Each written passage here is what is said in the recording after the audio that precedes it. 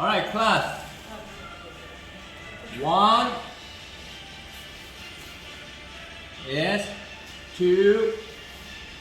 There's 2 types of base. One is here. Yes. It's going to depend on what you're going to do next. Yeah. The other one is here. Okay. We learned something a bit new now. So class, why I want to put the base here? So there's 2 reasons. There's one grip we call the Gi wrap. So when I put my base here, I'm going to cross my legs over. See, from here, I cross my legs over like that. See this, position 2. So if I'm here, I can't cross my legs over, right? So if I switch my base.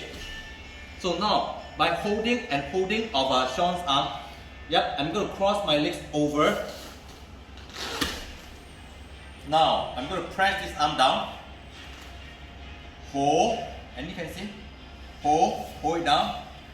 Then now I come back. Then put my arm gripping this. Yes, so I give him a very difficult time. So this is how to bring the arms over. Again,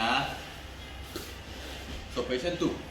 If I have this is base. This is the base to add weight on him. Sometimes on this, okay, this base later I'm touching on the submission, yeah.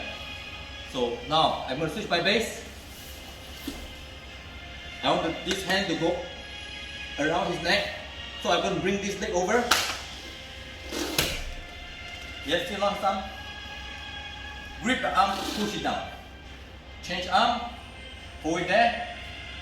Move this one away. Arm go under, grip, and then put it back on control. Yep. Okay, any questions so far? Okay, good. Okay. On 3. 1, 2, 3.